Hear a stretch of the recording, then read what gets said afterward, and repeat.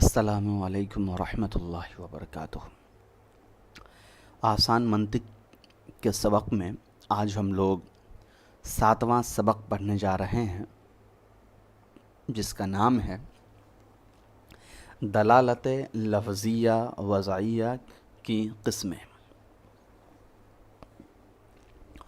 یہ سبق پیچھے کے سبق سے جڑا ہوا ہے، اسی لیے ایک دفعہ پیچھے کے سبق کو دہرا لیا جائے، اس کے بعد ابھی کے سبق کو پڑھا جائے۔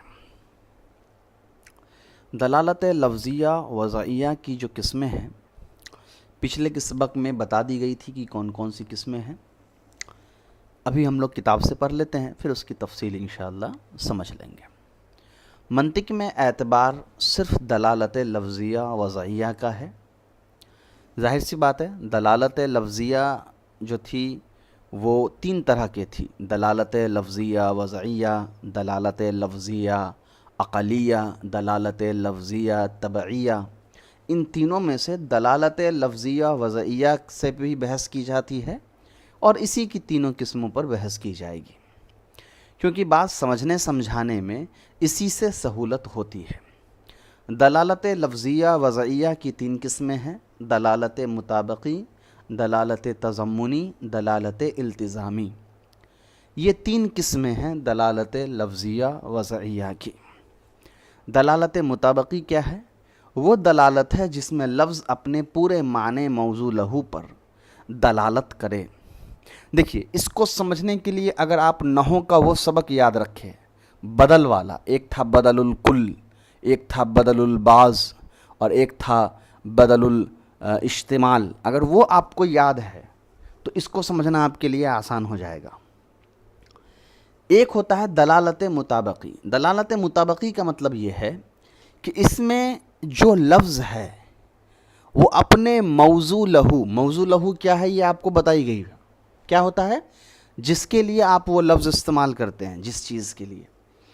تو ایک لفظ ہے جو اپنے موضوع لہو پر پوری طریقے سے صادر آتا ہے، دلالت کرتا ہے، رہنمائی کرتا ہے، جو بھی لفظ سے آپ یاد رکھیں۔ یعنی ایک لفظ ہے اور اس لفظ سے جو مطلب نکل رہا ہے وہ مطلب پوری طریقے سے اپنے موضوع لہو اس مطلب کو بیان کرنے کے لیے ہو رہا ہے۔ ٹھیک ہے؟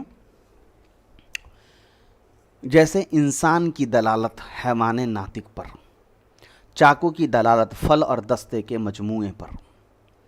جیسے آپ انسان بولتے ہیں تو انسان کا موضوع لہو ہے حیوان ناطق، یا چاقو بولتے ہیں تو اس کا جو موضوع لہو ہے وہ ہے اس کا کاٹنے والا یا اس کا دستہ، اس پر۔ تو یہ تمام چیزیں یہ بات ثابت کر رہی ہے کہ جو لفظ ہے وہ لفظ پورا کا پورا اپنے استعمال کیے جانے والی چیز کے لیے مکمل طور پہ صادر ہوتا ہے، ثابت ہوتا ہے۔ یہ اور آپ کو اچھے سمجھ میں آئے گا اگر آپ بدل الکل سمجھے ہوئے۔ بدل الکل میں کیا ہوتا ہے؟ 2 لفظ مکمل طور پر ایک ہوتا ہے۔ اب دیکھیے، دوسرا ہے دلالت تضمنی۔ دلالت تضمنی وہ ہے دلالت ہے جس میں لفظ اپنے معنی موضوع لہو کے جز پر دلالت کرے۔ دلالت تضمنی میں کیا ہوتا ہے؟ ضمن کے معنی ہوتا ہے جڑا ہوا۔ تو یہاں جو لفظ ہے وہ اپنے، میں بار بار موضوع لہو کی تشریح کر رہا ہوں، حالانکہ کچھ اصطلاحات آپ کو ویسے ہی یاد رکھنی ہے۔ موضوع لہو کیا ہے، موضوع کیا ہے، یہ آپ کو پوری اچھی طریقے سے پچھلے سبق میں بتا دی گئی ہے۔ تو پچھلے سبق کو ضرور دہرا لیجئے تاکہ آپ کو ابھی جو موضوع یا موضوع لہو پہ بات ہوگی تو آپ کو سمجھ میں آ جائے کہ بات کس چیز کی ہو رہی ہے۔ تو دلالت تضمنی کہا جاتا ہے جب لفظ اپنے معنی موضوع لہو کے جز پر دلالت کرتا ہے۔ جیسے انسان کی دلالت صرف حیوان پر یا صرف ناطق پر، یا چاقو کی دلالت صرف دستہ پر یا صرف پھل پر۔ دلالت تضمنی میں کیا ہوتا ہے؟ ایک لفظ ہے، اس کا ایک مطلب ہے اور اس سے ایک بات سمجھ میں آ رہی ہے، لیکن وہ لفظ جس چیز کے لیے استعمال ہو رہا ہے اس پر مکمل طور پر ثابت نہیں ہو پا رہا ہے، بلکہ اس کے کسی حصے پر ثابت ہو رہا ہے۔ جیسے آپ کہیے گا ناطق، بولنے والا، یا آپ کہیے گا صرف حیوان، جاندار، انسان کے لیے. تو آپ ناطق کہیے یا آپ حیوان کہیے، انسان ناطق بھی ہے کیونکہ انسان بولتا ہے، اور انسان جاندار بھی ہے کیونکہ وہ زندہ ہے. تو یہاں کیا ہوا، انسان کو دو چیزوں سے بیان کیا جا رہا تھا، حیوان اور ناطقن. لیکن دلالت تضمنی کہا جاتا ہے کہ جب کوئی ایک ایسا لفظ بولتے ہیں جو اپنے موضوع لہو کے کسی ایک جز کو، ایک حصے کو بیان کر رہا ہوتا ہے. تو مان لیا جائے کہ انسان موضوع لہو ہے، تو اس کے ایک حصہ حیوان ہونا یا اس کا ناطق ہونا، اس پر صرف بات ہو رہا ہے. تو ایسی دلالت کو کہا جاتا ہے دلالت تضمنی. تیسرا آپ کا ہے دلالت التزامی. دلالت التزامی کہتے ہیں وہ دلالت ہے جس میں لفظ اپنے معنی موضوع لہو کے لازم پر دلالت کرتا ہو. جیسے انسان کی دلالت قابلیت علم پر. دلالت التزامی کہتے ہیں جب کوئی لفظ اپنے موضوع لہو کے نہ تو مکمل طور پہ ثابت آ رہا ہو، نہ اس کے جز پر ثابت آ رہا ہو، بلکہ اس سے جڑی ہوئی کوئی بات ہو، اس کے اوپر ثابت آ رہا ہو. اسی کو کہا گیا کہ موضوع لہو کے لازم پر دلالت کرے. ٹھیک ہے، کوئی ایسی چیز جو بہت زیادہ اہم ہے لیکن وہ اس کا جز بھی نہیں ہے اور وہ اس کا مکمل طور پہ ثابت بھی نہیں ہے. جیسے مان لیا انسان کا قابلیت علم، قابلیت ہونا علم پر، یعنی ایک انسان عالم ہوتا ہے، تو یہ عالم ہونا اس انسان کی نہ تو جز ہے اور نہ ہی پورے انسان کا وجود ہے. کیوں؟ کیونکہ ایک انسان جاہل ہے پھر بھی وہ انسان ہے. ایک انسان جو ہے وہ بالکل بھی پڑھا لکھا نہیں ہے، پھر بھی اس کو ہم حیوان کہہ سکتے ہیں، ناطق کہہ سکتے ہیں، حیوان ناطقن کہہ سکتے ہیں. تو یہ جو قابلیت علم ہے، عالم ہونا، یہ انسان کا ایک ایکسٹرا چیز ہے جو انسان کے ساتھ جڑا ہوا ہے، لیکن اس کا پورا وجود اس انسان کے ساتھ نہیں بنا ہوا ہے. تو ایسے لفظ کو کہا جاتا ہے دلالت تضمنی. پھر سے سن لیجئے، دلالت لفظیہ وضعیہ کی 3 قسمیں تھیں. کون کون سی؟ پہلا تھا دلالت مطابقی، جہاں لفظ اپنے موضوع لہو کے مکمل چیز پر ثابت ہوتا ہے. دوسرا تھا دلالت تضمنی، جہاں لفظ اپنے موضوع لہو کے جز پر ثابت ہوتا ہے. اور تیسرا آپ کا ہے دلالت التزامی، جہاں لفظ اپنے موضوع لہو سے لازم یا جڑی ہوئی چیزوں کے اوپر آتا ہے. اب یہاں ہے کہ ذیل میں دال اور مدلول لکھے جاتے ہیں، ان میں دلالت کی قسمیں بتاؤ. دال اور مدلول بھی آپ کو پتہ ہے، دال وہ لفظ جو رہنمائی کرے، مدلول جس کی طرف رہنمائی کرے. چلیے، اور اس میں سے آپ کو ڈھونڈ کر کے بتانا ہے کہ دال کون ہے اور مدلول کون ہے.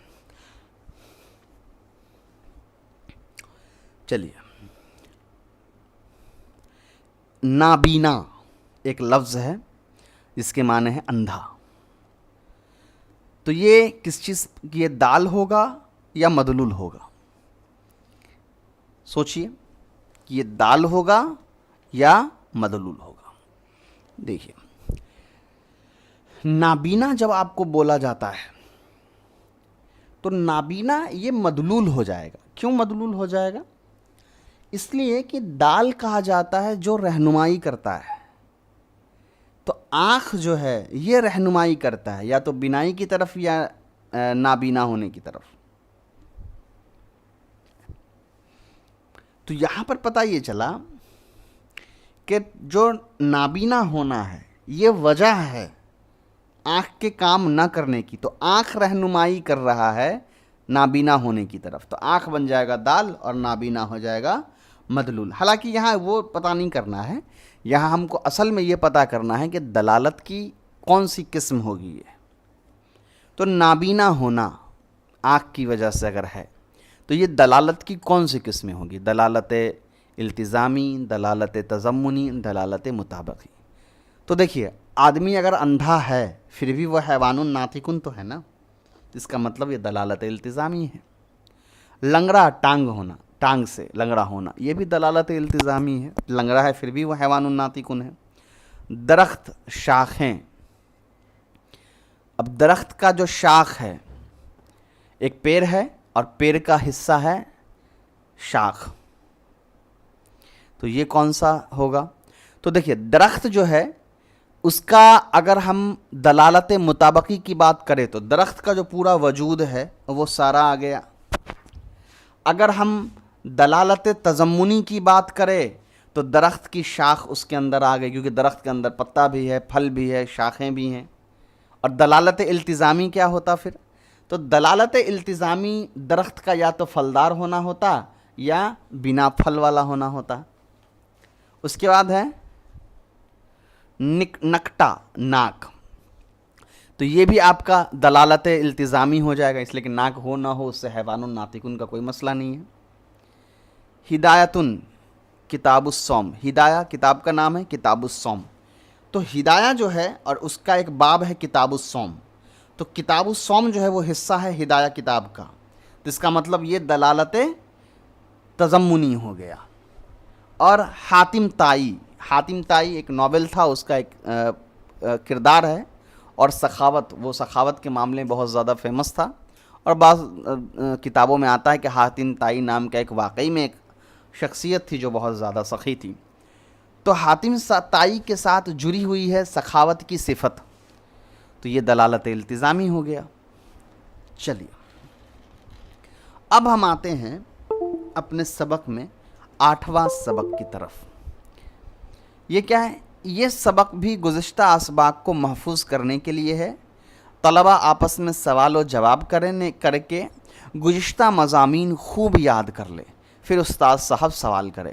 اب اس میں جتنی بھی سوالیں آئی ہیں، سوال جواب آیا ہے، وہ میں نے ٹیبل کے طور پہ سارا چیز بنا کر کے آپ کو بتا دیا تھا، تو ایک بار یہ سوال جواب خود سے حل کرنے کی کوشش کریے، چونکہ مجھے اس کو دوبارہ بیان کرنے کی ضرورت اس لیے نہیں ہے کہ اس میں جتنے بھی سوال ہیں وہ آلریڈی آپ کا بیان ہو چکا ہے۔ حجت کس کو کہتے ہیں، منطق کی تعریف بیان کرو، منطق کا موضوع کیا ہے، دلالت کی تعریف بتاؤ، وضع کی تعریف کرو، دلالت کی کتنی قسمیں ہیں، یہ سب آپ کو بیان کیا جا چکا ہے، تو اس کو ہم لوگ اسکپ کر کے آگے بڑھ جاتے ہیں۔ لیکن آپ کو اسکپ نہیں کرنا ہے، آپ کو 1 سے لے کر 22 تک جو سارے سوال ہیں اس کا جواب آپ اپنے کاپی میں ضرور لکھ لیجئے، اس سے یہ فائدہ ہوگا کہ بہت آسانی کے ساتھ اب تک کے سارے جو اسباق ہیں وہ آپ کو یاد ہو جائیں گے۔ میں کیوں کہہ رہا ہوں اس کو سمجھیے، 9واں سبق سے نا اب بات بدل جائے گی۔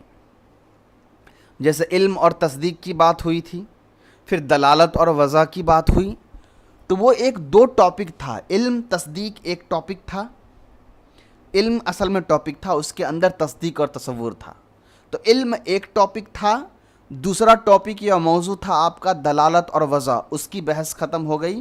اب یہاں سے ہم پڑھنے جا رہے ہیں مفرد اور مرکب کے سبق کو 9ویں سبق میں۔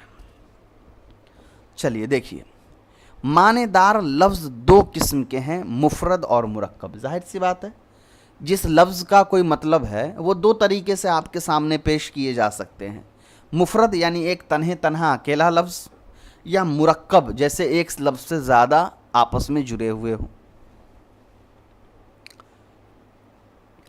عربی میں بھی نحو میں آپ مفرد مرکب پڑھتے ہیں، مفرد ایک کلمات ہے جیسے کتابن، زیدن، قلمن، علم، یہ سارے ایک لفظ ہیں، مفرد ہیں۔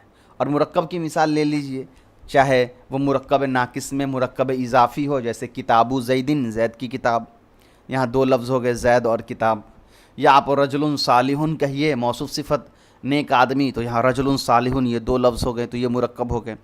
تو مفرد اور مرکب آپ سمجھے ہوئے ہیں، مفرد ایک تنہا لفظ کو کہا جاتا ہے، اور مرکب ایک سے زیادہ لفظ جو آپس میں جڑ کر کے کوئی بات بن رہے ہوتے ہیں اس کو کہا جاتا ہے۔ یہاں اب مفرد کی مثال دیکھیے کیا ہے۔ مفرد وہ لفظ ہے جس کے جز سے معنی کے جز پر دلالت کا قصد نہ ہو، جیسے زید مفرد ہے کیونکہ زا یا دال سے ذات زید کے الگ الگ اجزاء پر دلالت کا ارادہ نہیں بلکہ دلالت ہی نہیں، یہ کیا بات ہوئی؟ یہاں مفرد کی تعریف منطق میں منطقی اعتبار سے لکھی گئی ہے۔ پھر سے دیکھیے، مفرد وہ لفظ ہے جس کے جز سے معنی کے جز پر دلالت کا قصد نہ ہو۔ دیکھیں، اس کو سمجھنے کے لیے مرکب کو سمجھیے پہلے۔ مرکب مان لیا جائے کہ میں نے رجلن اور صالحن دو لفظ بیان کیے، ایک رجلن ایک صالحن۔ رجلن صالحن کے معنی ہو گیا نیک آدمی، لیکن اب ذرا اس کو سمجھیے، اگر میں صرف رجلن بھی لکھوں گا تو اس کا بھی ایک مطلب ہے نا، آدمی، اور میں صرف صالحن بھی لکھوں گا اس کا مطلب بھی ایک معنی ہے نیک آدمی یا نیک۔ تو پتہ یہ چلا کہ رجل صالحن یہ جو مرکب ہے اس کے اندر دو جز ہیں، ایک پہلا جز ہے رجل، دوسرا جز ہے صالحن، اور یہ رجل اور صالحن یہ دونوں لفظ اپنے اپنے معنی پر اکیلے بھی دلالت کر رہے ہیں۔ رجل صالحن جب ایک ساتھ لکھ کر کے آ رہا ہے تب بھی ایک بات بتا رہا ہے کہ نیک آدمی، اور جب رجل الگ اور صالحن الگ لکھ کر کے آ رہا ہے پھر بھی ایک بات بتا رہا ہے کہ ایک آدمی یا کوئی نیک صالح۔ ٹھیک ہے، یہ مرکب کی تعریف ہے۔ مفرد میں کیا ہوتا ہے؟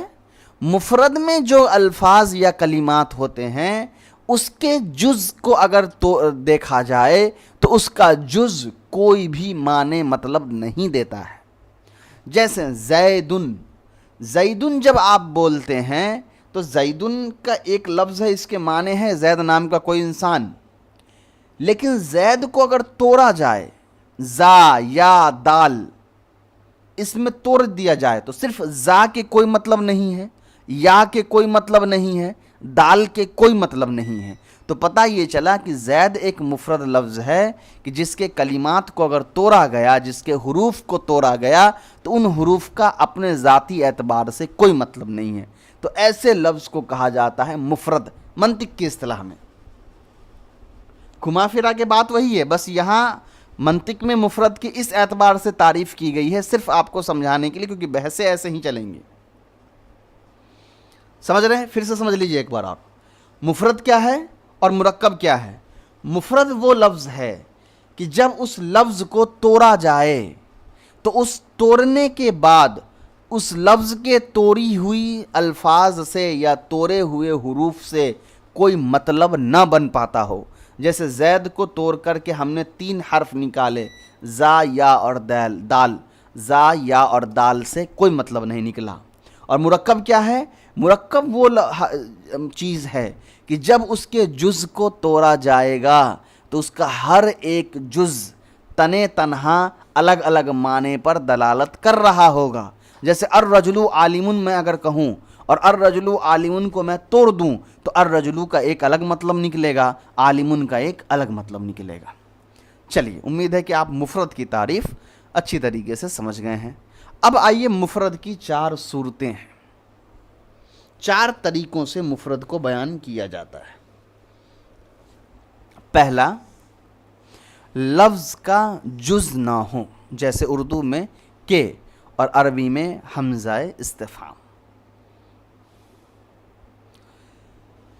پہلا طریقہ یہ ہو سکتا ہے کہ عربی میں یا اردو میں ہی، چلیے ہم لوگ عربی کے حساب سے منطق پڑھ رہے ہیں، عربی سمجھنے کے لیے تو عربی کی مثال لیتے ہیں۔ ایسا مفرد لفظ ہے جس کا کوئی جز نہیں ہے، یعنی اس کو آپ توڑ کر کے الگ نہیں کر سکتے۔ جیسے مان لیا با حرف جر میں نے لیا تو با ایک با حرف ہے، اس کو توڑ کر کے آپ کچھ اور تو نہیں بنا سکتے ہیں۔ آپ نے کاف حرف جر لیا، اس کو توڑ کر کے آپ کچھ نہیں بنا سکتے ہیں۔ آپ نے حمزہ استفہام لیا، اس کو توڑ کر کے آپ کچھ نہیں بنا سکتے ہیں۔ تو با، کاف، حمزہ یہ نحو کی اصطلاحات میں حرف ہیں، لیکن منطق کی اصطلاح میں یہ سب مفرد ہیں، کیونکہ یہ سب اکیلا اکیلا ہے۔ ٹھیک ہے؟ اور مفرد کی یہ کون سی قسم ہے؟ مفرد کی یہ وہ قسم ہے جو اکیلے بنا ہوا ہے، کسی کے ساتھ نہیں بنا ہوا ہے، اس کو توڑا نہیں جا سکتا ہے۔ اب آ جائیے دوم، لفظ کا جز ہو مگر معنی دار نہ ہو. دوسری صورت یہ ہو سکتی ہے کہ مفرد لفظ ہے لیکن اگر اس کو آپ توڑیے گا تو وہ ٹکڑوں میں تو بٹ جائے گا مگر اس کا ٹکڑا جو ہے وہ کوئی معنی نہیں دے گا. جیسے انسان میں کئی حروف ہیں، الف، نون، سین، الف، یہ سارے ہیں. انسان میں چار ہو گئے نا، 1 2 3 4 5 ہیں. الف ہیں، نون ہیں، سین ہیں، پھر الف ہے، پھر نون ہے. تو انسان یہ مفرد لفظ ہے. اس کو اگر ہم توڑ دیں تو یہ سب الگ الگ ہو گیا، الف ہو گیا الگ، نون ہو گیا الگ، سین ہو گیا الگ، لیکن یہ سارے جز معنی دار نہیں ہیں. تو دوسری صورت کیا ہے مفرد کی؟ کہ وہ مفرد کلمات ہو جو کچھ حصوں سے بنا ہوا ہو، لیکن ان حصوں کو اگر توڑا جائے، ان کو ٹکڑوں میں تبدیل کیا جائے، اس کے ٹکڑوں سے کوئی مطلب نہیں نکلے گا. تیسرا دیکھیے، لفظ کا جز ہو، یعنی وہ ٹکڑوں میں توڑا جا سکتا ہو، وہ جز معنی دار بھی ہو، یعنی اگر اس کے ٹکڑوں کو بانٹا جائے تو اس کا کوئی مطلب بھی نکلے گا مگر معنی مقصود پر دلالت نہ کرتا ہو. ٹکڑوں میں توڑ دینے کے بعد ایک مطلب اس کا نکلتا ہو مگر ہم کو اس مطلب سے کوئی زیادہ دروکار نہیں ہے، ہم کو وہ مطلب سے کوئی مطلب نہیں ہے، ہم کو اس معنی سے کوئی مطلب نہیں ہے جو معنی ٹکڑوں میں توڑ کر کے پیدا کیے گئے ہوں. جیسے عبداللہ، عبداللہ جب نام ہو کسی کا، مضاف مضاف الیہ والا نہیں، عبداللہ مان لیے نام ہے کسی کا، تو عبداللہ میں کیا ہے کہ یہ ایک لفظ ہے. بالکل آپ کا ذہن جائے اس طرف کہ نحو کے حساب سے تو یہ 2 لفظ ہیں، ایک عبدو اور ایک اللہ. عبدو مضاف، اللہ مضاف الیہ. ہم یہاں نحو صرف نہیں پڑھ رہے ہیں، منطق میں بات ہوتی ہے عام بول چال سے. آپ عبداللہ میں عبدو یا اللہ صرف نہیں بولیے گا. کسی کا نام ہو تو آپ نے بولے گا اے عبدو ادھر آ، آپ کہیے گا عبداللہ ادھر آؤ. تو پتہ یہ چلا کہ عبداللہ جو لفظ ہے وہ اپنے موضوع لہو پر دلالت کرتا ہے پورے کے طور پہ، کہ عبداللہ سے مراد ہے کوئی ایک لڑکا جس کا نام ہے عبداللہ. ٹھیک ہے. اب جب آپ عبداللہ بولتے ہیں تو عبداللہ میں جو 2 جز ہو گئے نا، ایک عبد ہے اور ایک اللہ ہے. ٹھیک. اب ان دونوں کو ہم توڑیں، عبدو کو الگ کر دیجئے، اللہ کو الگ کر دیجئے. تو عبد کے بھی اپنے ایک معنی ہیں، اللہ کے بھی اپنے معنی ہیں، اللہ ایک ذات ہے. لیکن ہم کو نہ تو عبدن سے مطلب ہے اور نہ ہی اس لفظ اللہ سے مطلب سمجھنے کے اعتبار سے لے لیجیے کہ نہ ہم کو وہ اللہ وہاں پر وہ لفظ اللہ مقصود ہے اور نہ ہی وہ عبد مقصود ہے، بلکہ ان دونوں کا مجموعہ ہم کو مقصود ہے. اسی کو کہا جاتا ہے کہ لفظ کا جز ہے، یعنی اس کو ٹکڑوں میں توڑ سکتے ہیں. ایک ایک ٹکڑا ایک ایک معنی بھی دے رہا ہے. جیسے عبداللہ کو ٹکڑا میں توڑ کر کے عبدون الگ کیا، اللہ الگ کیا، دونوں کے اپنے معنی بھی ہیں. مگر نہ تو ہم کو عبدو سے مطلب ہے نہ ہی اللہ لفظ سے، بلکہ ہم کو مطلب ہے دونوں کو جوڑ کر کے عبداللہ سے. سمجھ میں آ گیا؟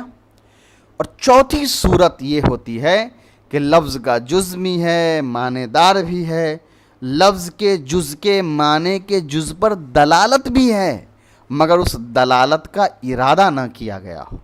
مطلب یہ ہوا اس سے ایک اسٹیپ آگے کہ چلو ٹکڑوں میں جب توڑیں گے تو وہ ٹوٹ بھی جائے گا، ہر ٹکڑے کا ایک مطلب بھی ہوگا اور ہم کو وہ مطلب چاہیے بھی ہوگا، لیکن وہ ارادی طور پر نہیں ہوگا، آٹومیٹک وہ آ ہی جائے گا. ہم نہ چاہیں گے پھر بھی وہ مطلب ہم کو یوز کرنا ہی پڑ جائے گا. جیسے کسی کا نام رکھ دیجئے حیوان ناطق، یہ ہوگا تو نہیں، یہ ایک ہائپوتھیٹیکل ایک تصوری بات ہے مگر یہ چلتا ہے منطق میں. کسی کا نام رکھ دیجئے حیوان ناطق، تو حیوان ایک الگ لفظ میں ٹوٹ جائے گا، ناطق ایک الگ لفظ میں ٹوٹ جائے گا. حیوان کے بھی اپنے مطلب ہے، ناطق کے اپنے مطلب ہے. اور جب ہم کسی انسان کو بلاتے ہیں تو وہ حیوان ناطق تو ہوتا ہے مگر ہم حیوان ناطق چاہ نہیں رہے ہوتے ہیں، مگر وہ انسان جو ہمارے پاس آ رہا ہے وہ آلریڈی حیوان ناطق ہے. تو ہم ارادی طور پر اس کو حیوان ناطق نہیں کہہ رہے ہیں، اس کے نام ہونے کی وجہ سے وہ صفات اس کے ساتھ جڑ کر کے آ رہے ہیں. آ گئی بات سمجھ میں؟ تو یہ 4 قسمیں ہیں ہمارے کس چیز کے؟ مفرد الفاظ کے. اب آئیے مرکب کے اوپر. مرکب وہ لفظ ہے جس کے جز کے معنی کے جز پر دلالت کا قصد ہو. جو میں نے اوپر پہلے بتایا کہ مفرد مرکب میں کیا ہوگا, ایک ایک جز کا اپنا ایک معنی ہوگا اور وہ معنی سمجھدار ہوگا, سمجھ میں آنے والا ہوگا. جیسے زید کھڑا ہے. اب اس میں نیچے نہیں ہو رہا ہے, چلیے. لفظ زید ذات پر اور لفظ کھڑا صفت پر اور لفظ ہے ثبوت پر دلالت کرتا ہے.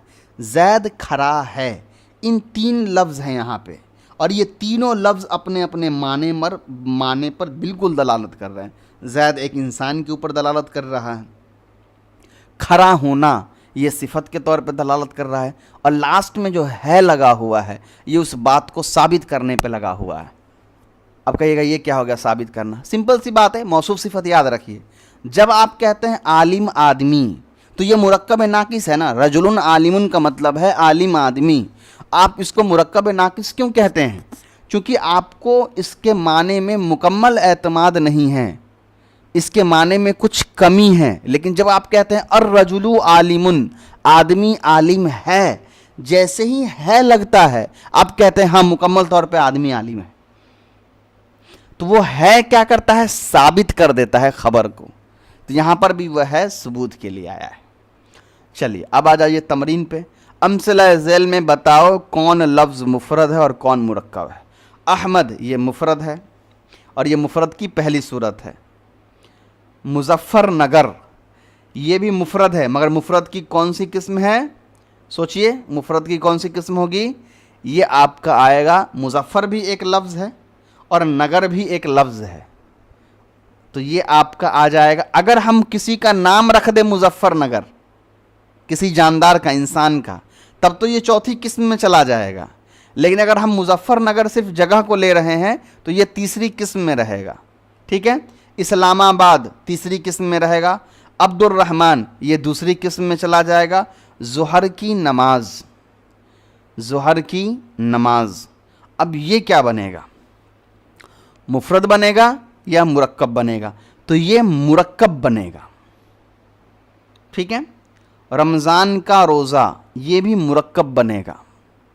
ماہ رمضان یہ بھی مرکب بنے گا. جامع مسجد دہلی یہ بھی مرکب بنے گا. جامع مسجد دہلی خدا کا گھر ہے, تو یہ تو مرکب بنے گا ہی بنے گا.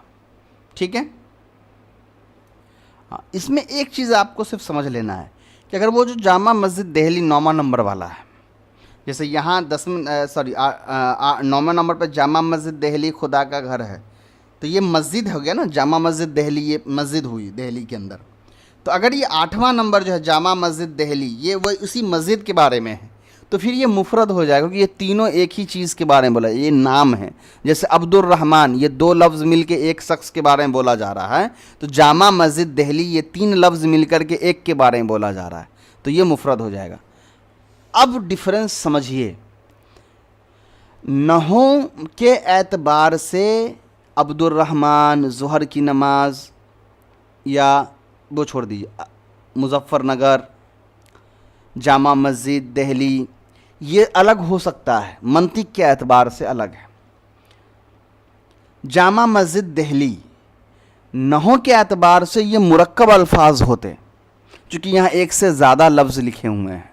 مگر منطق کے اعتبار سے یہ کتنے لفظ ہیں؟ مرکب لفظ ہے, کیونکہ یہ مفرد لفظ ہے, کیونکہ یہ تینوں لفظ ایک ہیں. تو یہ بات آپ کو یاد رکھنی ہے کہ مفرد اور مرکب نحو میں کچھ اور طریقے سے ڈیل ہوتا ہے, منطق کے اندر الگ طریقے سے ڈیل ہوتا ہے.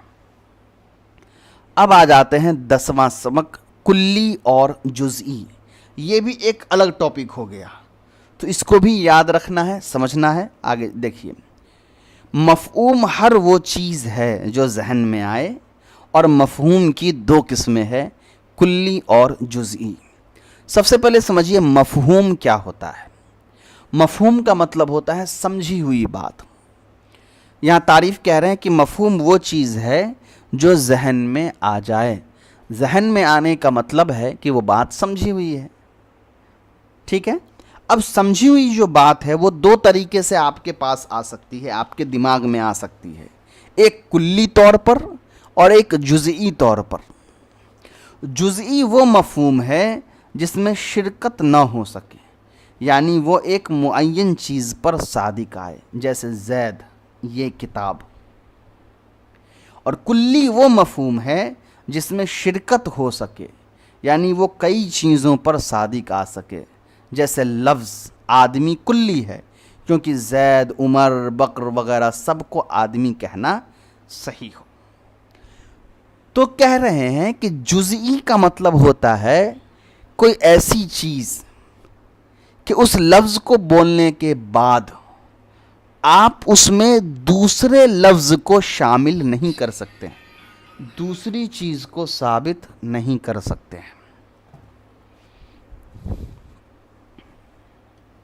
چلیے، تو مفہوم جزئی کس کو کہا جائے گا؟ کہ جب کوئی بات آپ کو بولی گئی اور وہ سننے کے بعد ایک متعین چیز آپ کے ذہن میں آ گئی اور وہ دوسری چیزوں پر نہیں بولی جا سکتی ہے، تو اس کو کہا جاتا ہے کہ یہ مفہوم جزئی ہے۔ اور مفہوم کلی کس کو کہا جاتا ہے؟ مفہوم کلی کا مطلب ہوتا ہے کہ ایسی چیز، کہ وہ ایسا لفظ ہو کہ جب اس کو بولا جائے تو اس میں اور بھی دوسری چیزیں شامل ہو سکتی ہیں، اس کو الگ طریقوں سے استعمال کیا جا سکتا ہے، یعنی لفظ ایک ہو مگر اس کا استعمال الگ الگ طریقوں سے کیا جائے اور ہر طریقوں سے استعمال کرنا صحیح ہو جائے۔ یا میں اس کو اگر بہت اور آسان کر کے سمجھانے کی کوشش کروں تو آپ ایسے سمجھ لیجئے، جزئی لفظ کا مطلب، جزئی مفہوم کا مطلب یہ ہوگا کہ ایک لفظ کو آپ ایک ہی طریقے سے استعمال کر سکتے ہیں، دوسروں کے لیے یا دوسرے طریقے سے استعمال نہیں کر سکتے ہیں۔ جیسے زید ہے تو زید صرف آپ زید کو ہی بول سکتے ہیں، عمر کو، بکر کو، محمد کو نہیں بول سکتے ہیں، تو یہ ہو گیا جزئی۔ اور کلی کا مطلب ہوتا ہے کہ ایک لفظ کو آپ الگ الگ لوگوں کے لیے، الگ الگ چیزوں کے لیے استعمال کر سکتے ہیں۔ جیسے میں کہوں آدمی، تو آدمی میں زید کو بھی بول سکتا ہوں، آدمی میں عمر کو بھی بول سکتا ہوں، آدمی میں بکر کو بھی بول سکتا ہوں۔ ٹھیک ہے، چلیے آگے۔ جزئیات و افراد وہ چیزیں ہیں جن پر کلی بولی جائے، جیسے زید، عمر، بکر وغیرہ۔ آدمی کی جزئیات و افراد ہیں، اور انسان، بیل، بکری وغیرہ حیوان کی جزئیات و افراد ہیں۔ یہ ایک نوٹ کرنے والی بات ہے جس کو یاد رکھنا ہے۔ وہ کیا ہے؟ جزئیات و افراد، جز کی جمع جزئیات، فرد کی جمع افراد۔ یہ اس کو آپ ماڈرن اصطلاحات میں سب کیٹیگریز کے طور پہ لے سکتے ہیں۔ جیسے اگر میں کہوں انسان، تو انسان کا فرد اور جزئیات کیا ہو سکتا ہے؟ تو انسان کا فرد اور جزئیات عورت ہو سکتی ہے، مرد ہو سکتا ہے، زید، عمر، بکر، محمد، فاطمہ، زینب سب ہو سکتے ہیں۔ اگر میں کہوں حیوان، زندہ چیز، تو اس کی جزئیات کیا ہو سکتی ہے؟ اس کی جزئیات انسان بھی ہو سکتی ہے، بیل، بکری، بھینس، گائے، سانپ، بچھو سب ہو سکتا ہے، جتنی بھی چیزیں زندہ ہیں وہ سب۔ ٹھیک ہے، تو وہ آپ کو یہ ٹرم یاد رکھنا ہے کہ جب ہم کہتے ہیں یہ فلاں فرد ہے یا فلاں جز ہے، تو اس کا مطلب یہ ہوتا ہے کہ وہ ایک کیٹیگری کو ہم نے بیان کیا ہے ایز اے سب کیٹیگری کے طور پر۔ ٹھیک ہے، ایک تقسیم ہم نے کی ہے۔ چلیے تمرین، درج ذیل چیزوں میں غور کر کے بتاؤ کون کلی ہے کون جزئی ہے۔ گھوڑا جزئی ہوگا یا کلی ہوگا؟ گھوڑا کو آپ گدھا نہیں بول سکتے ہیں، گھوڑا کو آپ بھینس نہیں بول سکتے، تو ظاہر سی بات ہے یہ جو ہے آپ کا یہ جزئی ہو گیا۔ بکری جزئی ہو گیا، میری بکری یہ بھی جزئی ہو گیا۔ زید کا غلام یہ بھی جزئی ہو گیا، چونکہ بکر و محمد کا غلام کی بات نہیں چل رہی ہے۔ سورج، یہ بھی اگر آپ اس طرح مان کے چلے کہ سورج تو ایک ہی ہے اور سب کو سورج نہیں بولا جا سکتا ہے تو پھر جزئی ہو گیا۔ یہ سورج یہ بھی جزئی ہو گیا، آسمان یہ بھی جزئی ہو گیا۔ سفید چادر یہ بھی جزئی ہو گیا یہاں، کیونکہ یہاں کالے چادر پیلے چادر کی بات نہیں چل رہی ہے۔ سیاہ کرتا یہ بھی جزئی ہو گیا۔ ستارہ یہ کلی ہو جائے گا، اس لیے کہ ستارے بہت طرح کے ہو سکتے ہیں۔ دیوار یہ بھی کلی ہو جائے گا، الگ الگ طرح کی دیوار ہو سکتی ہے، مٹی کی دیوار ہو سکتی ہے، پتھر کی دیوار ہو سکتی ہے۔ یہ مسجد یہ جزئی ہو جائے گا، اس لیے کہ یہ اشارہ جو ہے یہ سب مسجد کی طرف تو نہیں ہوگا۔ یہ پانی یہ بھی جزئی ہو گیا، میرا قلم یہ بھی جزئی ہو گیا۔ تو پتہ چلا جب اضافت ہو گئی تو وہ جزئی ہے۔ ہاں دوسرے انداز میں کچھ چیزوں کو آپ کلی بھی کر سکتے ہیں، جیسے گھوڑا ہے تو عربی نسل کا جو گھوڑا ہوتا ہے اس کو بھی گھوڑا بولا جا سکتا ہے، کوئی اور نسل کا گھوڑا ہے اس کو بھی گھوڑا بولا جا سکتا ہے، تو اس انداز میں اس کو آپ کلی بھی کہہ سکتے ہیں، ٹھیک ہے۔ جیسے گھوڑا ایک ذات لے لیں آپ، گھوڑا کسی پارٹیکولر گھوڑا نہیں بلکہ ایک نسل، جیسے انسان یا آدمی ایک نسل ہے تو زید محمد بکر وغیرہ سب اس کے اندر آ گئے، تو انسان کو جیسے آپ یا آدمی کو جیسے آپ کہتے ہیں کہ یہ کلی ہے، تو ویسے ہی گھوڑا اگر آپ ایک لے رہے ہیں پورا ایک چیز کہ اس کے اندر الگ الگ نسلیں ہیں، جیسے عربی گھوڑا ہے الگ گھوڑا، یہ ٹرکی گھوڑا، یہ ترکی گھوڑا، الگ الگ طرح گھوڑا، تب گھوڑا وہاں پر کلی ہو جائے گا، جزئی نہیں رہے گا۔ تو یہ ڈیپینڈ کرتا ہے کہ آپ اس کو کس اعتبار سے لینا چاہ رہے ہیں۔ تو گھوڑا اور بکری نمبر 1 2 یہ جزئی کلی وہ آپ کے اوپر ہے، لیکن میری بکری زید کا غلام یہ جزئی ہے، یہ سورج یہ جزئی ہے، یہ آسمان جزئی ہے، سفید چادر سیاہ کرتا یہ جزئی ہے، یہ مسجد یہ پانی میرا قلم یہ سب مکمل طور پہ جزئی ہیں۔ باقی جو سورج ہے، گھوڑا ہے، بکری ہے، آسمان ہے، دیوار ہے، ستارہ ہے، یہ آپ کے اوپر ہے۔ چلیے اب ہم لوگ آتے ہیں 11واں سبق، حقیقت اور ماہیت اور عوارض۔ یہاں سے نیا ٹاپک ہے، حقیقت، ماہیت، عوارض۔ حقیقت و ماہیت وہ چیزیں ہیں جن سے مل کر کوئی چیز بنے، یعنی اگر ان میں سے ایک چیز بھی نہ ہو تو وہ چیز موجود نہ رہے۔ انسان کی حقیقت اور ماہیت حیوان ناطق ہے۔ سب سے پہلے سمجھ لیجئے کہ حقیقت اور ماہیت یہ دو الگ لفظ ہیں، مراد ایک ہی چیز ہے۔ تو حقیقت اور ماہیت کس کو کہتے ہیں؟ حقیقت اور ماہیت کسی بھی چیز کا کوئی ایک ایسا صفت ہوتا ہے کہ اگر اس صفت کو سلب کر لیا جائے، کھینچ لیا جائے تو وہ حقیقت ہی باقی نہ رہے گی۔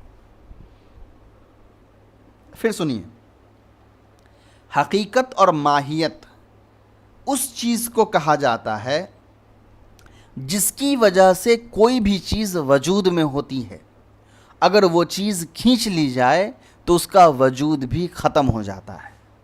جیسے انسان ہے، انسان کی ایسی ایک صفت آپ سوچئے جو اس کو انسان بناتی ہے، اگر وہ چیز کھینچ لی جائے تو وہ انسان ہی نہیں رہے گا۔ ہاں اب آپ ہدایت کے اعتبار سے نہ جائے کہ ہدایت ہے تو انسان ہے، نہیں تو انسان نہیں ہے، نہیں اس کی بات نہیں چل رہی، وہ آپ تبلیغ اور دعوت کے میدان کے اور پرسپیکٹیو کے حساب سے لے سکتے ہیں۔ منطقی اعتبار سے انسان کی ماہیت اور حقیقت کیا ہو سکتی ہے؟ کیا انسان کا عالم یا جاہل ہونا؟ اگر انسان کے اندر سے علم کھینچ لیا جائے تو کیا ہم اس کو انسان نہیں کہیں گے؟ اگر انسان کی آنکھ کھینچ لی جائے تو کیا ہم اس کو انسان نہیں کہیں گے؟ تو میں آپ کو کچھ امپورٹنٹ چیزیں بتاتا ہوں جو ایک ضروری ہوتا ہے۔ بہت سے لوگ کہیں گے روح نہیں رہے گا تو انسان نہیں رہے گا، نہیں، روح اگر نکل بھی جائے تب بھی وہ انسان ہی ہے نا، اس کا جسم تو انسان میں ہی شمار ہوگا۔ تو پتہ چلا کہ روح بھی انسان کی ماہیت اور حقیقت نہیں ہے۔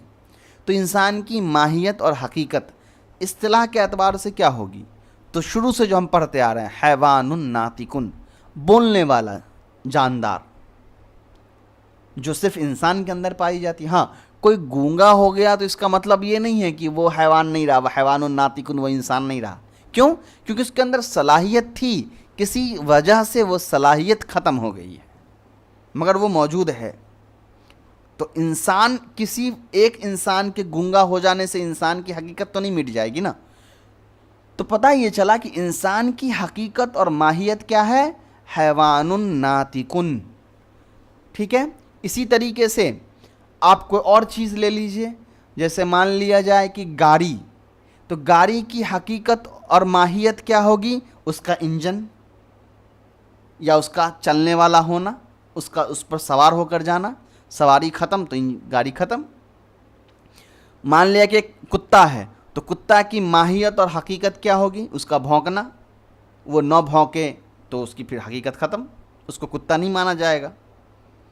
تو یہ ضروری نہیں کہ فکس ہو، ہر چیز میں غور کر کے سوچا جاتا ہے کہ اس کی حقیقت اور ماہیت کیا ہوگی۔ ابھی صرف آپ کو حقیقت اور ماہیت سمجھنی تھی کہ حقیقت اور ماہیت کہا جاتا ہے کوئی ایسی چیز کو کہ جو اگر اس کو کھینچ لی جائے تو اس کا وجود اور حقیقت ہی ختم ہو جائے گا۔ چلیے، تو حقیقت اور ماہیت آپ کو سمجھ میں آ گئی ہوگی۔ اب آئیے عوارض۔ عوارض وہ چیز ہیں جو حقیقت کے علاوہ ہوں، یعنی ان کے ہونے پر چیز کا وجود موقوف نہ ہو، جیسے کالا ہونا، گورا ہونا، عالم ہونا، جاہل ہونا، انسان کے عوارض ہیں، کیونکہ انسان کا وجود ان پر موقوف نہیں ہے۔ بالکل انسان کا اندھا ہونا، آنکھ والا ہونا، لنگڑا ہونا، پیر والا ہونا، لولا ہونا، ہاتھ والا ہونا، یہ سب عوارض میں ہیں۔ وہ رہے نہ رہے، انسان رہے گا۔ تو یہ سارے ہوں گے عوارض۔ تو ماہیت اور حقیقت کے علاوہ جتنی بھی چیزیں ہیں وہ سب عوارض ہیں۔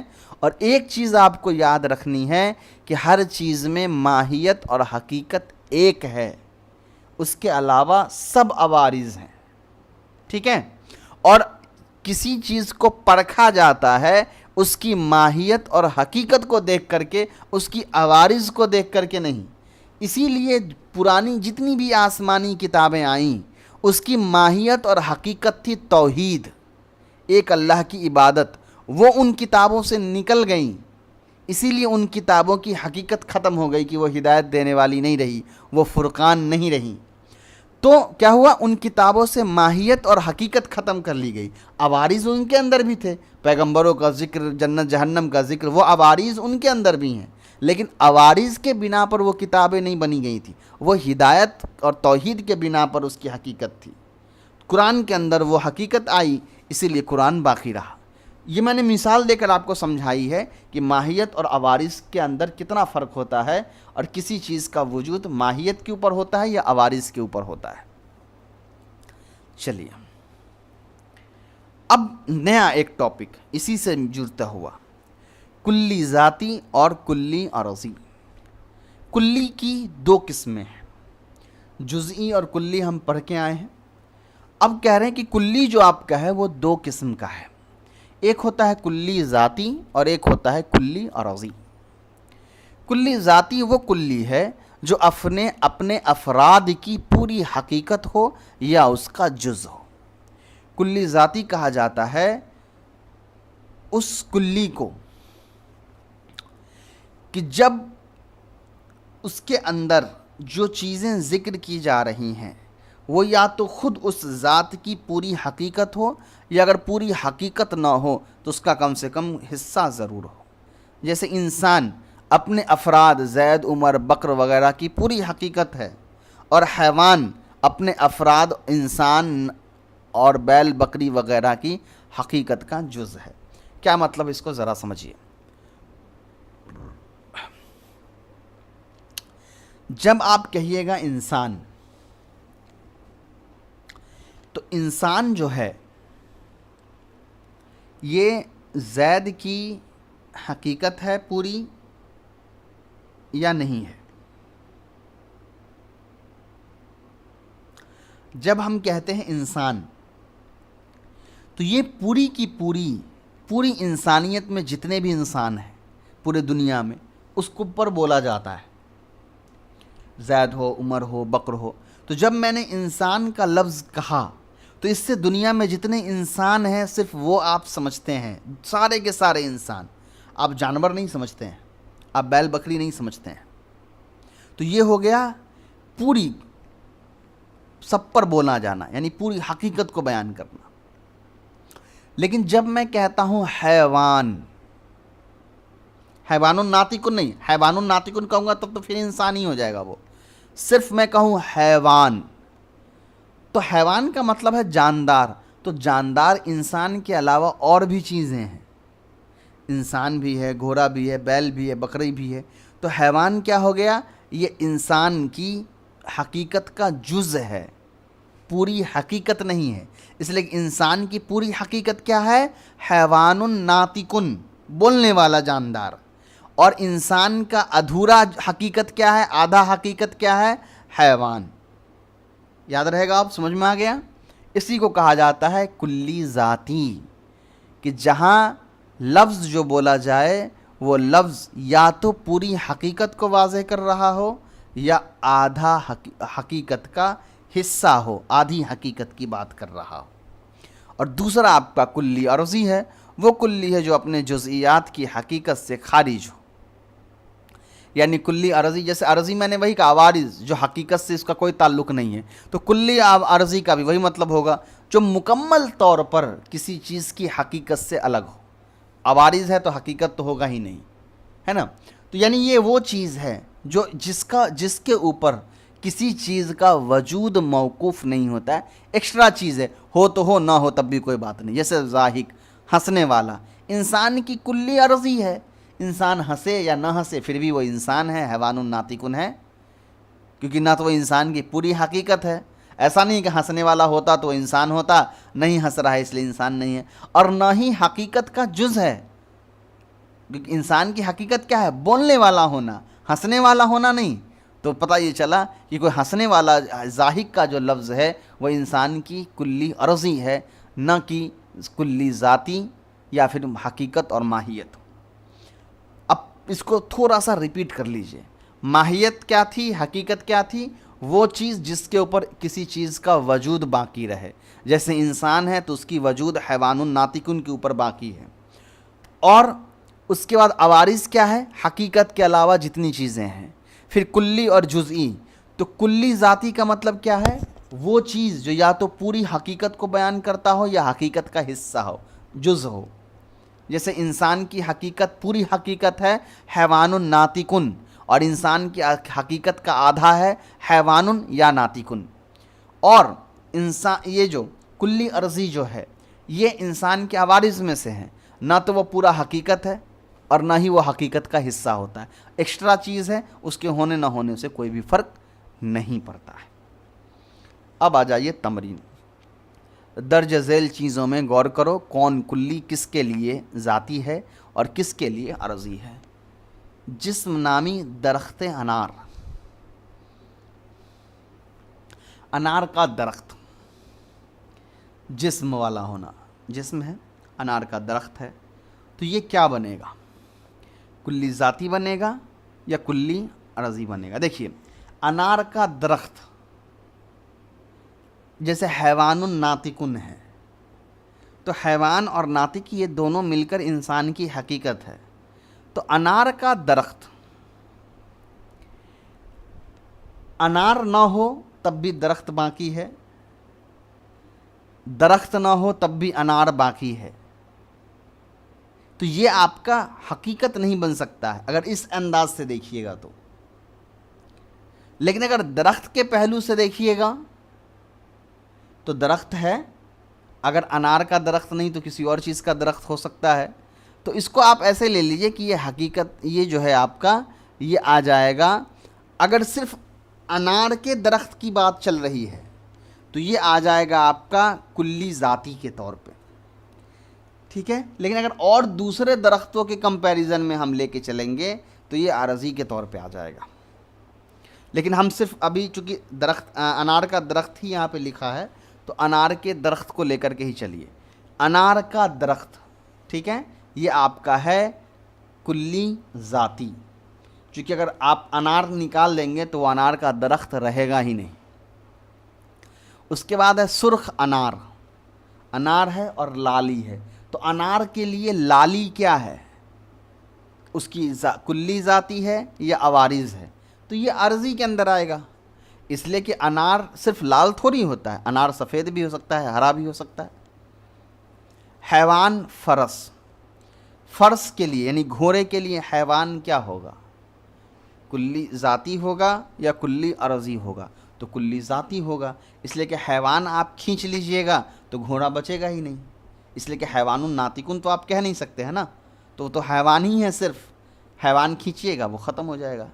قوی گھوڑا. گھوڑا کے لیے قوی ان کا لفظ یہ عارضی ہوگا یا ذاتی ہوگا؟ تو یہ عرضی ہے، کیونکہ گھوڑا اگر کمزور بھی رہے تب بھی گھوڑا گھوڑا ہی ہے. کشادہ مسجد، مسجد کے لیے کشادہ لفظ یہ کلی ذاتی ہے یا کلی عرضی ہے؟ یہ کلی عرضی ہے، مسجد چھوٹا بھی رہے گا پھر بھی مسجد ہے۔ جسم کے لیے پتھر، یعنی پتھر کے لیے جسم، تو یہ آپ کا کلی عرضی ہے۔ سخت پتھر، پتھر کے لیے سختی، تو پتھر کے لیے سختی یہ کلی ذاتی ہے، کیونکہ پتھر سے اگر سختی کھینچ لیجیے گا تو وہ پتھر ہی نہیں رہے گا۔ لوہا چاقو، تو اس کو ٹیکنیکل وے میں سمجھیے گا تو یہ ہو جائے گا کلی عرضی، کیونکہ چاقو جو ہے اسٹیل کا بھی بنے گا، لیکن مان لیا جائے کہ وہ ابھی اس پہ مت جائیے، تو لوہا ہی کھینچ لیجیے گا تو چاقو رہے گا کہاں؟ تو چاقو کے لیے لوہا کلی عرضی کلی ذاتی ہے۔ اس کے بعد تیز چاقو، چاقو تیز دھار بھی ہو سکتا ہے اور بنا تیز دھار کے بھی ہو سکتا ہے، تو یہ اس کا عرضی ہے، اس کے اوپر وجود نہیں ہے۔ تیز تلوار، تلوار تیز بھی ہو سکتا ہے اور بنا تیز کی بھی ہو سکتا ہے، تو تلوار کے لیے بھی تیز جو ہے یہ کلی عرضی ہے۔ چلیے، اس کے بعد آپ کا ہے 12واں سبق، کلی ذاتی کی قسمیں۔ یہاں تک پہلے ایک بار ہم لوگ کو میرے حساب سے ٹیبل بنا لینا چاہیے تاکہ آپ کو سمجھ میں آ جائے کون کس کی قسمیں ہیں، ورنہ کنفیوز کر جائیں گے کیونکہ بہت لمبا سبق ہو گیا۔ چلیے پہلے ٹیبل دیکھ لیتے ہیں۔ چلیے دیکھیے،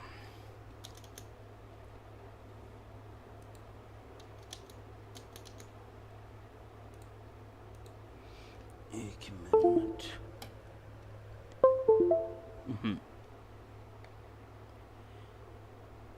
ایک تھا آپ کا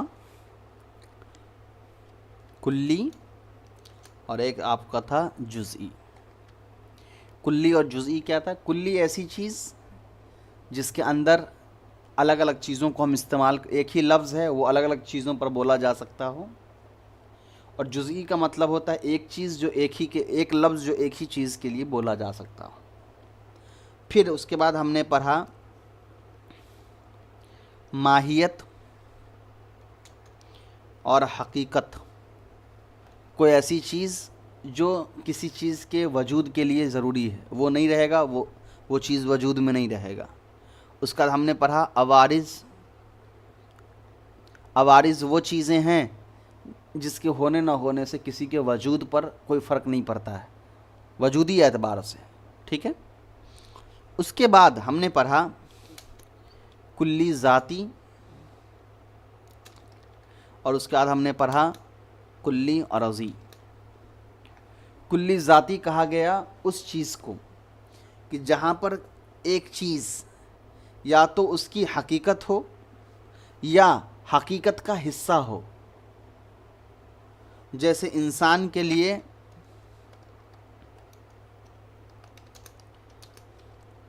حیوان ناطقن ہونا، انسان کے لیے حیوان ناطقن ہونا یہ پوری حقیقت ہے، یا صرف ناطق ہونا یا حیوان ہونا یہ اس کے حقیقت کا حصہ ہے، آدھا ہے، جز ہے۔ اور کلی عرضی کا مطلب ہوتا ہے کوئی ایسی چیز جس کے ہونے نہ ہونے سے کوئی فرق نہیں پڑے گا، یعنی وہ حقیقت کا نہ تو حصہ ہوتا ہے نہ ہی وہ خود حقیقت ہوتا ہے، جیسے ضاحک ہونا انسان کے لیے نہ حقیقت ہے نہ حقیقت کا حصہ ہے۔ اس کے بعد آپ کا 13واں جو سبق ہے وہ ہے کلی عرضی کی قسمیں، اس کی قسمیں۔ اس سے پہلے ایک سبق اور ہے جو یہاں 12واں سبق کلی ذاتی کی قسمیں، اس کی، تو ہم لوگ پہلے اس کی قسمیں پڑھیں گے، کلی ذاتی کی قسمیں۔ کلی ذاتی کی کتنی قسمیں ہوں گی؟ اس کی 3 قسمیں ہوں گی، جنس، نوع اور فصل۔ کلی ذاتی کتنی قسمیں ہیں؟ 3، جنس، نوع اور فصل۔ آئیے تینوں کو ایک ایک کر کے دیکھ لیتے ہیں۔ سب سے پہلے سمجھیے جنس کیا ہے۔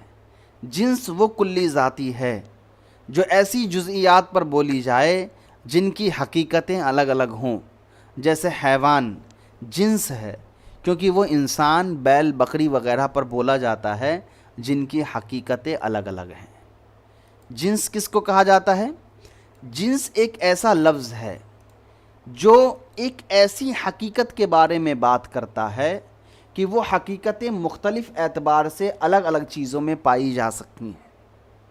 پھر سنیے، جنس کیا ہوتا ہے؟ جنس ایک ایسی چیز ہے جو ایسی جگہوں پر یا ایسی چیز کے لیے بولا جاتا ہے جو الگ الگ گروہوں میں، الگ الگ جماعتوں میں وہ چیزیں پائی جا سکتی ہیں۔ جیسے میں کہوں انسان، تو انسان ایک جنس ہے، کیونکہ انسان کا اندر انسانیت ہونا یعنی حیوان ناطق ہونا، یہ مرد کے اندر بھی پایا جا سکتا ہے، عورت کے اندر بھی پایا جا سکتا ہے، ٹھیک ہے۔ اسی طریقے سے میں نے کہا حیوان، تو حیوان یہ بھی ایک جنس ہو جائے گا۔ یہ جنس کیوں ہو جائے گا؟ کیونکہ یہ جاندار ہونا یہ الگ الگ چیزوں میں پایا جا سکتا ہے۔ یہ انسان کے اندر بھی زندگی پائی جا سکتی ہے، بیل بکری گھوڑا گائے کے اندر بھی پائی جا سکتی ہے، تو یہ سب ایک جنس ہے۔ نوع کیا ہوتا ہے؟ نوع وہ کلی ذاتی ہے جو ایسی جزیات پر بولی جائے جن کی حقیقت ایک ہو، جیسے انسان نوع ہے کیونکہ وہ زید عمر بکر وغیرہ پر بولا جاتا ہے جن کی حقیقت ایک ہے۔ اب دیکھیے، جنس تو سمجھ میں آ ہی گیا، جنس کے اندر انسان ایک نوع ہو سکتا ہے۔ اب آپ کو یہ کہ ابھی تو میں نے کہا کہ انسان جنس ہے، تو بالکل انسان جنس ہے۔ اگر آپ انسان کو جنس مانیے گا تو انسان کے اندر بھی تو نوع ہوں گے۔ نوع مطلب قسم، ایک قسم ہوگا مرد کی اور ایک قسم ہوگا عورت کی، ٹھیک ہے۔ تو اس اعتبار سے انسان جنس ہے۔ اور اگر حیوان کو جنس مانیے گا تو حیوان کو جب جنس مانیے گا تو اس کی نوع کون کون سے بنیں گے؟ انسان بھی بنیں گے اور جانور بھی بنیں گے۔ پھر دقت ہو رہا ہے، اس کو تھوڑا سمجھ لیجیے۔ جنس کہا جاتا ہے، آپ جنس کو ایسے مان لیجیے کیٹیگری، ایک قسم جس کے اندر ایک ہی جیسے چیزیں الگ الگ کیٹیگرائز ہو کر کے جمع کی گئی ہو۔ آپ ایسے مان لیجئے جنس کیا ہے؟ جیسے عربی میں آپ پڑھتے ہیں باب، تو نصرہ ایک باب ہے، تو آپ مان لیجئے کہ نصرہ ایک جنس ہے۔ یا نصرہ کو جنس نہ مان کر کے ثلاثی کو مجرد کو آپ ایک جنس مان لیجئے کہ ثلاثی مجرد ایک جنس ہے جس کے اندر نصرہ، ضربہ، سمیہ، فتح، کرمہ، حسیبہ یہ سب نوع ہے۔ ایسے نہیں سمجھ میں آ رہا ہے تو آپ یہ مان لیجئے کہ یہ ایک بیگ ہے اور یہ آپ کا اس بیگ کا نام ہے جنس، ٹھیک ہے۔ اور اس کے اندر آپ نے الگ الگ سامان رکھے ہیں۔ آپ نے اس کے اندر ایک سامان رکھا الیکٹرانکس کا، آپ نے ایک سامان رکھا ہے کلوتھس کا، آپ نے ایک سامان اس کے اندر رکھا ہے، مان لیا جائے میں دوسری کیٹیگریز کیا لے لوں، جیسے مان لیا شیونگ کا میں نے بس رکھ دیا۔ تو اب دیکھیے، ایک بیگ تھا جنس نام کا جس کے اندر آپ نے الیکٹرانکس کے سارے سامان رکھے،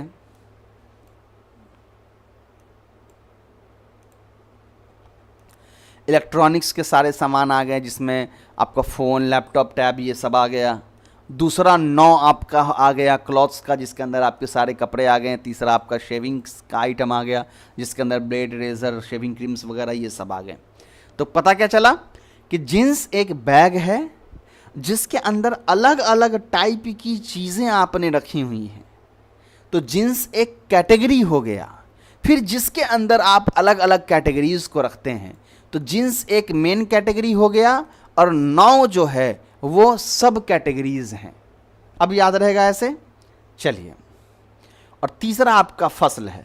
فصل وہ کلی ذاتی ہے جو ایسی جزیات پر بولی جائے جن کی حقیقت ایک ہو اور دوسری حقیقتوں سے اس حقیقت کو جدا کرتی ہو، جیسے ناطق انسان کا فصل ہے کیونکہ زید، عمر، بکر وغیرہ پر بولا جاتا ہے جن کی حقیقت ایک ہے، اور انسان کو دوسری حقیقتوں یعنی بیل، بکری وغیرہ سے جدا بھی کرتا ہے۔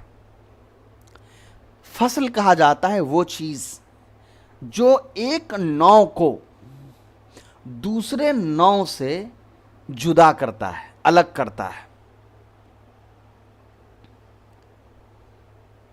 سمجھ میں آ رہا ہے؟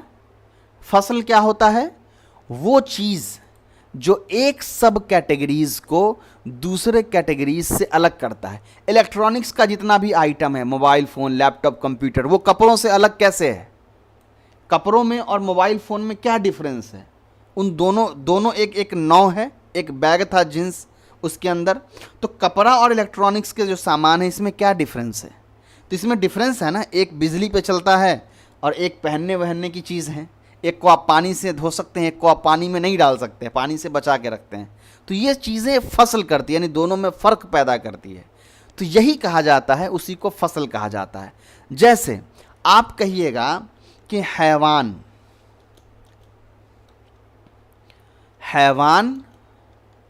اور انسان،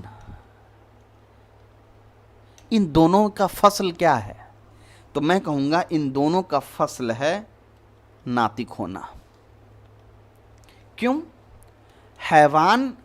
انسان حیوان تو ہے کیونکہ انسان جاندار ہے، مگر حیوان میں جاندار تو اور بھی چیزیں ہیں، بیل بکری وغیرہ بھی ہے. تو انسان بیل بکری بھینس وغیرہ سے کیسے الگ ہے؟ ناطق ہونے کی وجہ سے، جدا ہونے کی وجہ سے. لیکن کیا انسان کے اندر جتنی چیزیں ہیں، مرد عورت زید عمر بکر وغیرہ، کیا ان سب کے اندر یہ چیز پائی جا رہی ہے ناطق ہونا؟ تو بالکل پائی جا رہی ہے. تو اسی لیے ناطق فصل بن جائے گا. کس چیز کا؟ حیوان اور انسان کے بیچ کا. تو یہ چیزیں آپ کو تینوں یاد رکھنی ہیں. جنس، نو، فصل. جنس کیا ہے؟ مین کیٹیگری ہے. نو کیا ہے؟ سب کیٹیگری ہے. فصل کیا ہے؟ مین سب کیٹیگریز کے اندر ایک دوسرے کے اندر جو ڈیفرنس ہے، جو فرق ہے، اس کو بیان کرتا ہے فصل.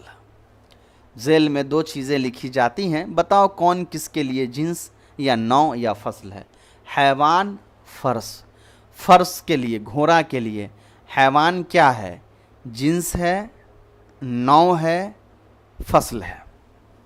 سوچئے آپ، گھوڑا حیوان ہے، تو کیا صرف گھوڑا کو ہم حیوان کہتے ہیں یا کسی اور کو بھی ہم حیوان کہتے ہیں؟ کہتے ہیں نا، انسان کو بھی حیوان کہتے ہیں، بکری کو بھی حیوان کہتے ہیں. تو حیوان کا جو لفظ ہے یہ گھوڑا کے لیے جنس تو نہیں بن سکتا ہے. کیا بنے گا؟ نو بن جائے گا. ٹھیک ہے؟ نہیں، نو اس لیے نہیں بنے گا کہ حیوان کے اندر جو سب کیٹیگریز ہے وہ ایک ہے حیوان ناطق جو انسان کو بولا جاتا ہے. ٹھیک ہے؟ اس کے بعد ایک آپ کا مان لیا کہ میں نے کوئی اور صفت جوڑ دی. جیسے مان لیا کہ اگر زمین پر چلنے والا کوئی تیز رفتار ہے تو حیوان ساری میں نے کہا بہت تیز رفتار چلنے والا، تو یہ بھی ایک نوع، ایک کیٹیگری بن جائے گا. تو حیوان جو ہے نا یہ پیکٹ ہے، باکس ہے، جس کے اندر الگ الگ طرح کے حیوان پائے جاتے ہیں. دوڑنے والے حیوان، رینگنے والے حیوان، بولنے والے حیوان، کودنے والے حیوان. تو یہ سب ایک نوع ہو گیا. تو صرف حیوان جو ہے نا یہ گھوڑا کے لیے یہ نوع نہیں بنے گا، جنس ہی رہے گا. ٹھیک ہے؟ ہاں، اس میں جب کیٹیگرائز کریں گے کہ کس طرح کا حیوان، تب وہ نوع بن جائے گا. اسی طریقے سے دوسرا آپ کا ہے جسم نامی. درخت انار، انار کے درخت کے لیے جسم والا ہونا، یہ کیا بنے گا؟ تو یہ بھی آپ کا جو ہے یہ جنس ہی بنے گا. انار کا درخت ایک جنس ہے، پھر اس کے اندر اور بھی دوسرے قسم کے درخت ہو سکتے ہیں. تیسرا آپ کا ہے حیوان، حساس. حیوان کے لیے حساس، یہ کیا بنے گا؟ حساس والا ہونا. تو یہ حیوان کے لیے آپ جنس تو بن نہیں سکتا ہے، اس لیے کہ حساس کوئی جانور تو ہے نہیں یا انسان تو ہے نہیں. اس کے بعد نوع بھی نہیں بن سکتا ہے، اس لیے کہ نوع ہونے کے لیے بھی تو کوئی جاندار یا یہ کوئی جانور یا بولنے والا یا دوڑنے والا ایسا کچھ ہونا چاہیے. تو یہ فصل ہوگا تیسرا، کہ یہ فرق بیان کرنے کے لیے ہے انسان کا دوسرے جانداروں کے بیچ میں، کہ دوسرے جانداروں کے اندر وہ حساسیت نہیں ہوتی ہے جو انسان کے اندر ہوتی ہے۔ تو جنس ایک کیٹیگری ہے جس کے اندر نوع ہے، ایک انسان حیوان ناطقن ہے، ایک حیوان، مان لیا گھوڑے کے بارے میں کہہ رہا ہوں حیوان ساحل، ہنانے والا گھوڑا۔ تو گھوڑے اور انسان کے اندر جو فرق ہے وہ کون بیان کرتا ہے؟ ایک تو ناطق ہے، مگر یہاں پہ حساس پوچھا جا رہا ہے، حساسیت۔ تو حساسن یہ گھوڑے کے اندر پائی جائے گی یا انسان کے اندر؟ تو جانور کے اندر بھی ہوتی ہے حساسیت، لیکن وہ انسان کے مقابلے والی حساسیت نہیں ہوتی ہے، تو یہ فصل ہو جائے گا۔ تیسرا ہے فرس ساحل، گھوڑے کے لیے، ساحل کے لیے فرس کا لفظ یوز ہونا، کہ یہ کیا بنے گا؟ اس کو آپ جو ہے وہ فصل ہی بنا دیجئے، فصل ہی بنے گا۔ گھوڑا اور دوسرے جانوروں کے بیچ میں ساحل کا لفظ جو ہے وہ فرق ہے۔ جسم مطلق فرس کے لیے، گھوڑے کے لیے جسم کا ہونا، یہ نوع بنے گا، جنس بنے گا یا فصل بنے گا؟ تو جسم تو سب کے پاس ہے، انسان بھی جاندار بھی، تو یہ آپ کا جسم جو ہے یہ بن جائے گا جنس۔ ہاں پھر آئے گا بڑا جسم والا، چھوٹا جسم والا، تو وہ نوع بن جائے گا۔ ہمار کے لیے ناہک کا ہونا، تو ہمار کے لیے ناہک کا ہونا جو ہے یہ آپ کا فصل ہو جائے گا۔ اس لیے گھوڑے اور گدھے میں کیا فرق ہوتا ہے؟ تو گدھا ناہک ہوتا ہے، گھوڑا ساحل ہوتا ہے، تو وہ فرق ہو جائے گا۔ ممیانہ بکری کے لیے، بکری کے لیے ممیانہ کیا ہوگا؟ تو ممیانہ یہ جنس تو بنے گا نہیں، اس لیے کہ ایسا تو نہیں کہ اور بھی دوسری چیزیں ممیاتی ہیں، نوع ہو نہیں سکتا ہے، اس لیے کہ اگر ہم حیوان کے اندر نوع لیں تو پتہ یہ چلے گا، ہاں ایک طرح سے نوع لیا جا سکتا ہے کہ ہم یہ مان کے چلے کہ صرف بکری ہی تو ممیاتی ہیں، لیکن میرے حساب سے یہ فصل زیادہ درست لگ رہا ہے، کیونکہ دوسرے اور جانوروں کے مقابلے میں جو ممیانہ ہوگا وہ بکری کے لیے فصل ہو جائے گا۔ چلیے دیکھیے، جواب تھوڑا سا الگ ہو سکتا ہے، وہ نظریے کے اوپر ہے اور ایکسپلینیشن کے اوپر ہے۔ تو ایسا نہیں ہے کہ میرا جو جواب ہے اور آپ کا جو جواب ہے وہ میچ نہیں کر رہا ہے تو ہم دونوں میں سے کوئی ایک غلط ہے۔ ہم دونوں کا سمجھنے کا نظریہ تھوڑا الگ ہو سکتا ہے بات کو ہمارے، کیونکہ ایک ہی چیز ایک ہی انسان کے لیے معرفہ اور نکیرہ الگ الگ ہو سکتا ہے، وہ آپ سمجھیں گے اس چیز کو۔ مان لیجیے میں نے کہا وہ آ گیا، تو آپ کے لیے ہو سکتا ہے کہ وہ نکیرہ ہو، میرے لیے وہ معرفہ ہو سکتا ہے، یا آپ کے لیے وہ معرفہ ہو، مجھے نہ پتہ ہو تو میرے لیے نکیرہ ہو جائے گا۔ تو وہ تبدیلی آتی ہے، تو اس کے لیے آپ کو پریشان نہیں ہونا ہے، کانسیپٹ سمجھے رہیے۔ جنس کیا ہے؟ ایک مین باکس ہے جس کے اندر الگ الگ چیزیں آ سکتی ہیں۔ گھوڑا ایک جنس ہے، اس میں الگ الگ گھوڑے آ سکتے ہیں۔ بکری ایک جنس ہے، اس کے اندر الگ الگ بکریاں آ سکتی ہیں۔ گدھا ایک جنس ہے، اس کے اندر الگ الگ گدھے آ سکتے ہیں۔ انسان ایک جنس ہے، اس کے اندر الگ الگ انسان آ سکتے ہیں۔ ٹھیک ہے؟ اس کے بعد نوع پہ آئیے گا، تو جنس کے مقابلے میں جب نوع آئے گا تو حیوان ناطقن ایک نوع ہو جائے گا، حیوان ساحل ایک نوع ہو جائے گا، حیوان ناہکن یہ ایک نوع ہو جائے گا۔ ٹھیک ہے؟ اور جب فصل کی بات آئے گی تو حیوان ناہکن اور حیوان ساحل میں کیا فرق ہے؟ تو ان دونوں کے اندر فصل جو ہے وہ ہے ساحل اور ناہک ہونے کا، تو یہ آپ کو یاد رکھنی ہے۔ چلیے آج کی کلاس میں اتنا ہی، 13واں سبق انشاءاللہ ہم لوگ کل کے کلاس میں کنٹین کریں گے۔